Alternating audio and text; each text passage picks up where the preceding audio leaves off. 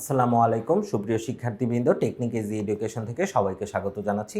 আজকে আমি easy English second paper বই থেকে প্রোনাউন রেফারেন্সের বিভিন্ন বাংলাদেশের সেরা সেরা কিছু প্রতিষ্ঠানের আসা এক্সারসাইজ নিয়ে, টেস্ট পরীক্ষায় আসা এক্সারসাইজ নিয়ে আলোচনা করব। বিগত ক্লাসগুলোতে আমরা প্রোনাউন রেফারেন্সের নিয়মাবলী এবং বিভিন্ন বোর্ড পরীক্ষায় 2016 সাল পর্যন্ত আসা বিভিন্ন বোর্ড পরীক্ষায় প্রোনাউন রেফারেন্সের এক্সারসাইজগুলো সলিউশন করেছি। আশা করি সেগুলো তোমরা বুঝতে পেরেছো এবং বাসায় নিজেরাও প্র্যাকটিস করেছো।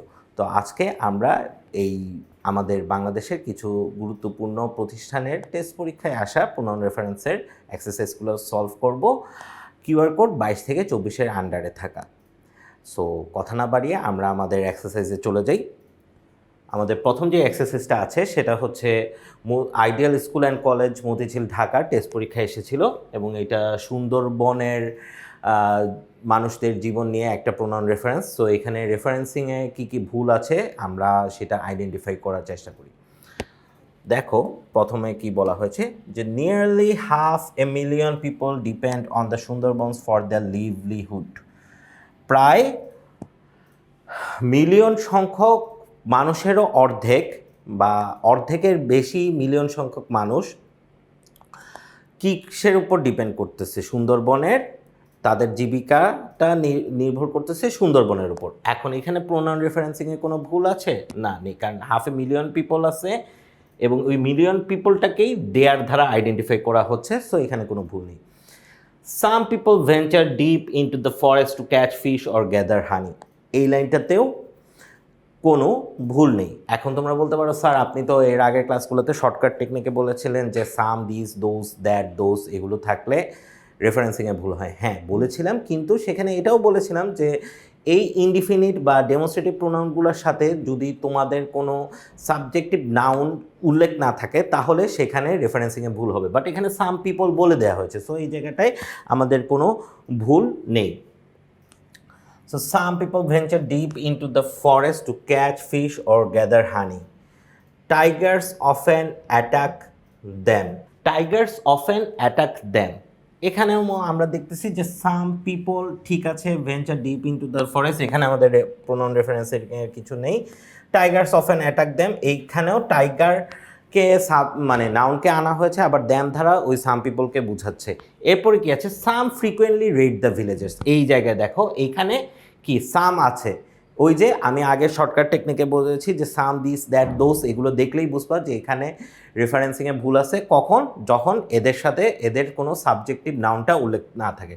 তাহলে এখানে আমাদের প্রোনাউন রেফারেন্সিংয়ের ভুলটা আমরা কারেক্ট করি। Some frequently raid the villagers, কে রেড দেয় সাধারণত? এখানে টাইগার্সের কথা বলছে যে অ্যাটাক করে, তাইলে ওই টাইগারই তো ভিলেজে হচ্ছে গিয়ে রেড দিবে, মানে হঠাৎ অতর্কিত আক্রমণ করবে না, কোনো নির্দেশনা না দিয়ে বা ধরো কোনো পূর্ব ঘোষণা ছাড়াই হঠাৎ আক্রমণ করাটাকেই বলা হয় রেড। তো অনেক সময় আমরা শুনি না যে এই দোকানে রেড পড়ছে বা যে ভোক্তা অধিকার দপ্তর রেড দিছে, এর মানে কি যে কোনো রকম ঘোষণা ছাড়াই ওই জায়গায় একটা অভিযান চালানো। সো টাইগাররাও তো আসলে ঘোষণা দিয়ে অ্যাটাক করে না, টাইগাররা ঘোষণা ছাড়াই হচ্ছে গিয়ে গ্রামবাসীর উপর আক্রমণ করে। তো সাম ছিল, সামটাকে আমরা কারেক্ট করে লিখবো কি? Some tigers. Some tigers frequently raid, প্রায় raid the villagers bordering it. Bordering it, এখন ইটটা কোথায়? ভিলেজারকে আক্রমণ করে প্রান্ত ঘেঁষা, যারা এর প্রান্ত ঘেঁষা। এখন এরটা কি? এরটা তো উল্লেখ করা নেই, কিন্তু আমরা প্যাসেজ থেকে বুঝতেছি যে কোথাকার গ্রামবাসী, মানে কোন প্রান্ত ঘেঁষা গ্রামবাসীদের উপর আক্রমণ করে? সুন্দরবনের প্রান্ত ঘেঁষা গ্রামবাসীদের উপর আক্রমণ করে। সো এখানে ইটটা আমাদের মিসিং প্রোনাউন রেফারেন্স, এটাকে লিখতে হবে Sundarban, bordering Sundarban. And kill goats and cows, এবং গরু এবং ছাগলকে হত্যা করে থাকে টাইগার্সগুলো। এই যে some tigers frequently raid the villages bordering ইটের জায়গায় Sundarban, and kill goats and cows. It causes panic among the villagers. এখন ইটটা কি? ইটটা ধারা মনে হতে পারে যে ইটটা কি এখানে ভিলেজার্সের কথা বলা হয়েছে, কিল গোটস অ্যান্ড কজেসের কথাও বলা হয়েছে, আবার হচ্ছে কি টাইগারের কথা বলা হয়েছে, কিন্তু আসলে কোন জিনিসটা আতঙ্ক সৃষ্টি করতেছে ভিলেজারদের মধ্যে? এই গরু ছাগলগুলা হত্যা করাটাই তো, এই কিলিংটা মূলত। তাইলে এইখানে আমাদের ভুল হচ্ছে গিয়ে ইট, এই ইটটাকে আমাদের কারেক্ট করে লিখতে হবে দিস কিলিং। তো আমরা এটা লিখি দিস কিলিং। এখানে তোমরা দিস কিলিং দিতে পারো, অথবা তোমরা যদি কেউ এটাও লেখো যে killing of cows and goats বা কিলিং অফ ডোমেস্টিক অ্যানিমেলসও যদি লেখো তাইলেও কারেক্ট হবে। কিলিং অফ ডোমেস্টিক অ্যানিমেলসও লিখতে পারো বা দিস কিলিংও লিখতে পারো, কিলিং অফ ডোমেস্টিক। কারণ এই জিনিসগুলো কি করতেছে, গ্রামবাসীদের মনে আতঙ্কর সৃষ্টি করতেছে। তাহলে this killing causes panic among the villagers. The villagers do not go out of the village after the sunset. এখানেও কোনো ভুল নেই, এখানেও ঠিকঠাক আছে লেখা। They have recently formed Tigers response team to protect them and tigers whenever it enters the villages. তো এইখানে আমাদের ভুলটা কোথায় আছে একটু আমরা আইডেন্টিফাই করার চেষ্টা করি। They have recently formed Tigers response team to protect them. তো এই ড্যামটা আসলে কি, কারা বুঝাচ্ছে? Protect them. আর এখানে ধরো এই যখন আমাদের প্রশ্নটা তুলেছে এই জায়গাটায় হচ্ছে কি একটা ছোট কারেকশন আছে, এটা অ্যান্ড হবে না, এটা ফ্রম হবে। এটা হয়তো কোয়েশ্চেন টাইপিংয়ের সময় ভুল হয়েছে। সো এইটা মেইন কোয়েশ্চেনে এই জায়গাটা আসলে অ্যান্ডের জায়গায় ফর্ম ছিল, বাট এটা রেফারেন্স সংক্রান্ত কিছু না, সো তোমাদের এটা নিয়ে মাথা ঘামাতে হবে না। তোমরা মেইন যে জায়গাটায় হচ্ছে গিয়ে জোর দিতে হবে যে টু প্রোটেক্ট দেম। এখন দে হ্যাভ রিসেন্টলি ফর্ম, তো এই দে বলতে দ্য ভিলেজার্স বুঝাইছে, Tigers response team to protect them. এখন এই ড্যামের মধ্যে তো গরু ছাগল বা টাইগার্স হইতে পারে, অনেক কিছুই হতে পারে। টাইগার্স রেসপন্স টিম বলছে, তো টাইগার্স রেসপন্স টিমের মধ্যে এখানে টাইগারও চলে আসে, আবার তারাও চলে আসে। বাট এখানে স্পেসিফিক করতে হবে কাকে প্রোটেক্ট করার কথা বলা হয়েছে। প্রোটেক্ট করার কথা বলা হয়েছে ভিলেজার্সের, তাইলে এটা আমাদের ঠিক করতে হবে যে টু প্রোটেক্ট দ্য ভিলেজার্স। তাইলে team to protect the villagers and Tigers whenever it enters the village। তাহলে ইট এন্টার্স মানে কে এন্টার করে, যখন টাইগারটা এন্টার করে। তাহলে এখানে এই ইটটাকে আইডেন্টিফাই করে দিতে হবে whenever the tigers, ইটের জায়গায় বসবে the tigers enters the village। So আবার একটু প্রথম থেকে দেখি আমাদের এক্সারসাইজে, তাইলে আর একটু ক্লিয়ার হবে। Nearly 500,000 people depend on Sundarbans for their livelihood। এই লাইনে কোনো ঝামেলা ছিল না। Some people venture deep into the forest to catch fish or gather honey। এখানেও ঝামেলা ছিল না। Tigers often attack them। ওকে, some frequently ছিল, এই সামের জায়গায় আমরা লিখতে হয়েছে কি সাম টাইগার্স, মানে কিছু টাইগাররা, এটা আইডেন্টিফাই করে দিতে হয়েছে। Frequently raid the villagers bordering it. এই ইটটা কি আসলে, এই ইটটা হচ্ছে গিয়ে Sundarban. It and kill cows, kill goats and cows. It causes, এটা কি মানে প্যানিক সৃষ্টি করতেছে। দিস কিলিং কজেস বা killing of domestic animals, killing of those domestic animals তোমরা লিখতে পারো, killing of those domestic animals বা কিলিং বা দিস কিলিং লিখতে পারো, এই দুইটা যে কোনো একটা। Causes panic among the villagers. The villagers do not go out of the village after the sunset. They have recently formed Tigers response team to protect them. এই দ্যামের জায়গায় আসলে বসতেছে the villagers and from tigers। এইটা আসলে and হবে না, এখানে from হবে। এটা প্রশ্নে ভুল ছিল, এটা প্রোনাউন রেফারেন্সিংয়ের কোনো কারেকশন নেই, এটা প্রশ্নের correction. From Tigers whenever it enters the village। এটা হবে ইটের জায়গায় কি হবে, the Tigers enters the village. Okay, so আমাদের এই আইডিয়াল স্কুল অ্যান্ড কলেজের যে এক্সারসাইজটা এসেছিলো প্রোনাউন রেফারেন্সিংয়ের, সেটা আমরা ক্লিয়ার করলাম। এখন আমরা পরবর্তী এক্সারসাইজে চলে যাই, যেটা মাইলস্টোন কলেজ ঢাকাতে এসেছিল টেস্ট পরীক্ষায়, সেটা আমরা দেখি। One day two gods started at the same moment. One day two gods started at the same moment from the opposite side of a bridge। একদিন দুইটা ছাগল একটা ব্রিজের দুই প্রান্ত থেকে যাত্রা শুরু করলো। It was wide enough to allow only one person to cross at a time। এটা যথেষ্ট প্রশস্ত ছিল মাত্র একটা কোনো ব্যক্তির বা একটা কোনো বস্তুর বা একটা কোনো সত্তার একটা সময়ে ক্রস করার জন্য, মানে ওইটা অত চওড়া ছিল না। তো এটাটা কি আসলে, ইট লেখা। এখন এর আগে আমরা গডসের কথা লিখছি, মানে ছাগলের কথা লিখছি, মোমেন্টের কথা বলছি, ব্রিজের কথা বলছি। এখন এই ইটটা দ্বারা আসলে কি বোঝাচ্ছে আমরা ক্লিয়ার না। সো এটা ক্লিয়ার করতে হবে, ইটটাকে লিখতে হবে দ্য ব্রিজ। তাহলে এটা আমরা ঠিক করি, রেফারেন্স এইটার জায়গায় হবে the bridge. The bridge was wide enough to allow only one person to cross at a time। এখানে কোনো ভুল নাই এই বাকি অংশটুকুতে। He met at the middle of the bridge but neither would give way to him to cross the bridge. এখন এখানে তো দুইটা ছাগলের কথা বলছে, এখন আমরা এখানে হি ধারা তো একটা বুঝাচ্ছি, তাহলে আমার এখানে দুইটা ছাগল আনতে হবে এবং আমরা দেও লিখতে পারবো না, কারণ এর আগের অংশে কোনো মানে নির্দিষ্ট কারোর কথা বলা হয়নি। আগের সেন্টেন্সটাতে, প্রথম সেন্টেন্সটাতে বলা হচ্ছে, কিন্তু এর পরের সেন্টেন্সটাতে গডসের কথা বলা নেই। তো আমরা এখানে যদি দেও লিখি তাইলেও হবে না, আমাদের লিখতে হবে কি দ্য গডস লিখতে হবে, বা two goats met at the middle of the bridge, এইটা লিখলে আমাদের কারেক্ট হবে। তো আমরা লিখি টু গডস, কারণ দুইটা ছাগল ছিল এখানে, এটা হবে কি টু গডস।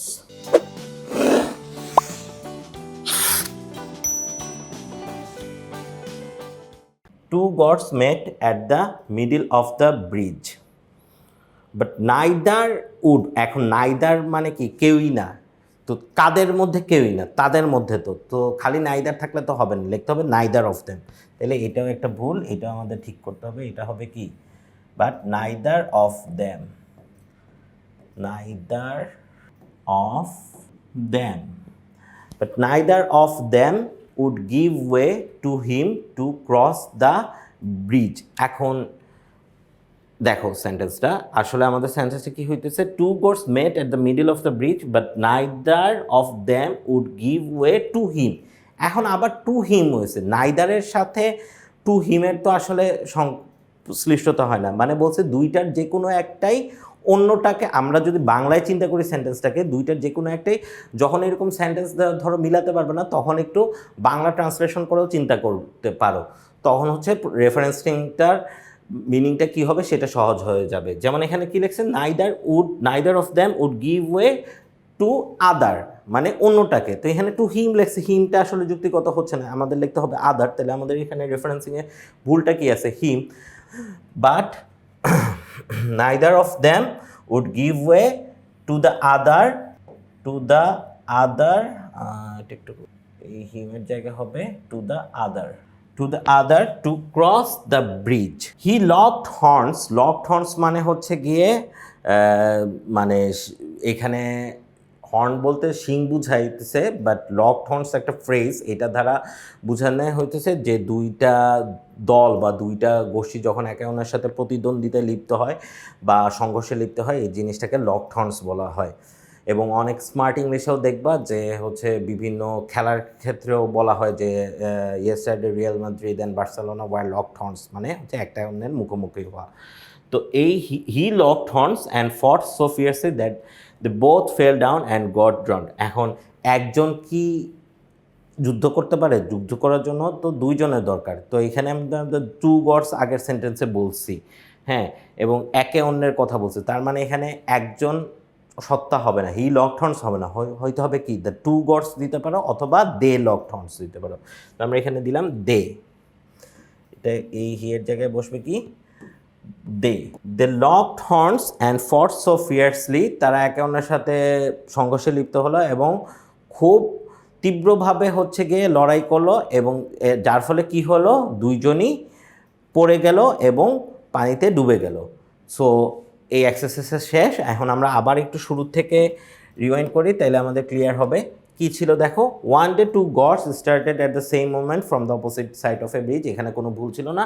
ইট ওয়াজ, ইটের জায়গাটা, ইটটা দ্বারা আসলে আমরা কী বোঝাচ্ছে এটা আমরা বুঝতেছিলাম না, এটা হবে হচ্ছে গিয়ে the bridge was wide enough to allow only one person to cross at a time. He ছিল, হিটা ধারা আসলে কি বুঝাইতেছিল ঠিক হচ্ছিল না, এখানে হির জায়গায় আমরা টু গডস লিখতে হয়েছে, কারণ দুইটা গডস একে অন্যের সাথে ব্রিজের মাঝখানে এনে হচ্ছে গিয়ে মুখোমুখি হয়েছিল। বাট নাইদার ছিল, বাট নাইদার একা একা বসতে পারে না, নাইদার অফ দ্যাম হতে হয়। নাইদার অফ দ্যাম বা নাইদার অফ দ্য গডস তোমরা যদি কেউ লেখো তাইলেও ঠিক হবে। Neither of them would give way to other লিখতে পারো বা আদার গড লিখতে পারো, যেটা লেখো সেটাই হবে, বা আদার লিখলেও হবে। To other to cross the bridge, he locked horns, এখানে হি এর জায়গায় আমাদের দে বসাইতেছে, কারণ দুইটা ছাগলই একে অন্যের সাথে সংঘর্ষে লিপ্ত হয়েছিল। সো এখান থেকে দেখো এই জায়গাটা কি হইতেছে, two goats met at the middle of the bridge, but neither of them would give way to the other to cross the bridge. He locked horns এর জায়গায় হবে they locked horns and fought so fiercely that they both fell down and got drowned. So আশা করি এটা বুঝতে তোমাদের সমস্যা নেই। এখন আমরা পরবর্তী যেই এক্সারসাইজটা আছে সেটাতে চলে যাচ্ছি, যেটা ঢাকা রেসিডেন্সিয়াল মডেল কলেজের টেস্ট পরীক্ষায় এসেছিল। তো দেখি আমরা এক্সারসাইজটা কি বলছে এখানে। Many people think that poverty is a great evil who makes life a hell. অনেকেই মনে করে দারিদ্রতা হচ্ছে গিয়ে একটা বড় শত্রু বা বড় হচ্ছে গিয়ে মানে ক্ষতিকারক কিছু। ইভিল বলতে আসলে শত্রু, শয়তান এইরকমই বোঝানো হয়ে থাকে, বা ক্ষতিকারক কিছু বোঝানো হয়ে থাকে। মানে দারিদ্রতাই হচ্ছে সবচেয়ে বড় শয়তান, যা আমাদের জীবনকে দোজকের মতো করে ফেলে। হু মেক্স, এখন দারিদ্রতাটা কি কোনো মানুষ না, এটা একটা কনসেপ্ট। তো কনসেপ্টের ক্ষেত্রে আমরা এখানে হু বসলে আমাদের আসলে হবে না, এটা হবে যে যা আমাদের, তাইলে হোয়াট মেক্স বা দ্যাট মেক্স যদি আমরা দেই তাইলে কারেক্ট। হুইচ মেক্সও ইন সাম সেন্স কারেক্ট হতে পারে, বাট সবচেয়ে স্মার্ট ইংলিশ হচ্ছে কি এই জায়গায় হোয়াট বা দ্যাট ইউজ করা। তাহলে আমরা লিখতে পারি যে many people think that poverty is a great evil. Who ছিল, এই হুটা আমাদের ঠিক হয়ে কি হবে, হোয়াট বা দ্যাট, হোয়াট বা that makes life a hell. On the other hand money can make him feel happy. এখন আমরা এখানে বলতেছি মেনি পিপলের কথা, আবার বলতেছি মেক হিম, মানে একজনের কথা, তাইলে কি হয়? বিষয়টা হয় না। যেহেতু পিপলের কথা বলছি, এখানে হিমের জায়গায় অবশ্যই প্রোনাউন হিসেবে ব্যবহৃত হইতে হবে প্লুরাল কিছু, কারণ অ্যান্টিসিডেন্ট যদি প্লুরাল হয় আমাদের প্রোনাউনটাও প্লুরাল হতে হবে। তাহলে এই জায়গায় হিম দেওয়াটা যুক্তিগত না, এই জায়গায় বসবে কি them. Make them feel happy, but it is not true, কিন্তু এটা সত্য নয়। If we investigate the poor we may find happiness in him. আমরা যদি দরিদ্রদের জীবনটাকে ভালোভাবে অনুসন্ধান করি বা পর্যবেক্ষণ করি, আমরা তাদের মধ্যে সুখ দেখতে পাবো। তো তাদের মধ্যে দেখতে পাবো কথাটা আসে, তার মধ্যে কি পাবো? আমরা দা পোর বলতে একটা গোষ্ঠীর কথা বলা হয়েছে, এটা গোষ্ঠী কি হয়, প্লুরাল হয়, তাইলে এখানে হিম দেওয়াটা যুক্তিগত না, তাহলে আমাদের এখানে হিমটা ভুল। তাইলে আমাদের এখানে কারেকশনটা হবে হ্যাপিনেস ইন দ্যাম হবে, happiness in them. But if we do same for the rich, এবং এই ইনভেস্টিগেশনটা যদি আমরা রিচদের ক্ষেত্রে করে থাকি, we may find happiness in her. এটাও এখানে বুঝতেছো ইজিলি যে ভুলটা কোথায়, হার লেগছে, মানে একজনের কথা বলছে, তাও আবার নারী সত্তার কথা বলেছে। এখানে তো পুরুষ নারী কোনো সত্তার কথাই বলা হয়নি, এখানে একটা গোষ্ঠীর কথা বলা হয়েছে যে যারা ধনী অথবা গরিব। তাইলে এখানে রিচ কে ইন্ডিকেট করে দিছে। এখন তোমরা আবার বলতে পারো স্যার ওইখানে তো পোরের জন্য দ্যাম লেখছে, এখন আবার রিচের জন্য দ্যাম লেখলে কি এটা ঠিক আছে? হ্যাঁ ঠিক আছে, কারণ এখানে অ্যান্টিসিডেন্টটা ছিল পোর, এই অ্যান্টিসিডেন্টটাকে দ্যাম দ্বারা ইন্ডিকেট করা হয়েছে। আবার এখানে অ্যান্টিসিডেন্ট হচ্ছে কি রিচ, এই অ্যান্টিসিডেন্টটাকে যখন আমরা দ্যাম দিয়ে ইন্ডিকেট করব, এই রিচটাকেই ইন্ডিকেট করা হচ্ছে। তাহলে আমরা এটা লিখি যে এটা আসলে কী হইতেছে, sorry But if we do same for the rich, we may find happiness in them হবে। For this we often say that they are not always happy. Actually happiness consists in contentment. এখন দেখো এর আগের সেন্টেন্সে rich পোর দুইটার কথাই বলা হয়েছে, এরপরে আবার আমরা বলতেছি যে for this we often say that they are not always happy. এখন এই ডেটা তো আসলে স্পেসিফিক না এই সেন্টেন্সটাতে, এর আগের সেন্টেন্সে বলা হয়েছে, কিন্তু এই সেন্টেন্সটাতে এই ডেটা কোন অ্যান্টিসিডেন্টকে বোঝাচ্ছে আমরা বুঝতে পারতেছি না। সো আমাদের এখানে স্পেসিফিক করে দিতে হবে এই ডেটা। আর উইটাকে কেন চেঞ্জ করতেছি না, কারণ আমরা রুল নাম্বার 11-তে বলছি যখন আমরা কোনো ধারণা নিয়ে কথা বলবো বা কোনো একটা বিষয় নিয়ে কথা বলবো, তখন আমরা we understand that, we should see that's, এরকমভাবে এক্সপ্রেস করে থাকি। সো এখানে উই ইউজ করাটা যুক্তিগত, কারণ এটা আমরা বুঝতে পারবো একটা জিনিস, এইটা বোঝাচ্ছে, রিডারদেরকে বোঝাচ্ছে। কিন্তু এই ডে ধারা আসলে কাকে বোঝাচ্ছে এটা ইন্ডিকেট করতেছে না, কিন্তু আগের সেন্টেন্সের ধারাবাহিকতায় আমরা বুঝতেছি এই ডেটা হচ্ছে গিয়ে দ্য রিচ। সো এখানে আমরা ডেটাকে কারেক্ট করে দ্য রিচ লিখবো। For this we often say that the rich are not always happy. Actually happiness consists in contentment. আর প্রকৃতপক্ষে সুখ হচ্ছে গিয়ে আমরা কি ধারা হচ্ছে গিয়ে কন্টেন্ট থাকে, কন্টেন্ট মানে হচ্ছে সন্তুষ্টি থাকে। সুখ আসলে সন্তুষ্টির উপরে নির্ভর করে। তাহলে আবার একটু প্রথম থেকে দেখি এই এক্সারসাইজটা। এখানে কি বলেছে যে many people think that poverty is a great evil. Who ছিল এই জায়গাটা আমাদের ঠিক হয়ে কি হবে, হোয়াট বা that makes life a hell হয়েছে। On the other hand money can make him ছিল, হিমের জায়গায় আমরা দেম লিখেছি, them happy. But it is not true. If you investigate the poor we may find happiness in হিমের জায়গায় আসলে them হয়েছে। But if we do same for the rich we may find unhappiness in her. এই হারটা দেখা ভুল ছিল, এটা কারেক্ট হয়ে দ্যাম হয়েছে। For this we often say that they are not always happy ছিল। এখানে দেটা আসলে কাকে বোঝাচ্ছে সেইটা ক্লিয়ার ছিল না, এই কারণে আমরা দ্য রিচ লিখতে হয়েছে, আর not always happy. Actually happiness consists in containment. তো এটা শেষ। সো শিক্ষার্থীবৃন্দ, আশা করি আজকের ক্লাসে করানো এক্সারসাইজগুলো তোমরা বুঝতে পেরেছো এবং এই কিউআর কোডের আন্ডারে থাকা 22 থেকে 24 এক্সারসাইজগুলো আমরা ভালোভাবে বুঝতে পেরেছি। পরবর্তী ক্লাসে এর পরবর্তী কিউআর কোডের অন্তর্গত এক্সারসাইজগুলো নিয়ে আমরা আলোচনা করব। ততদিন পর্যন্ত সবাই ভালো থাকবে, সুস্থ থাকবে। আসসালামু আলাইকুম।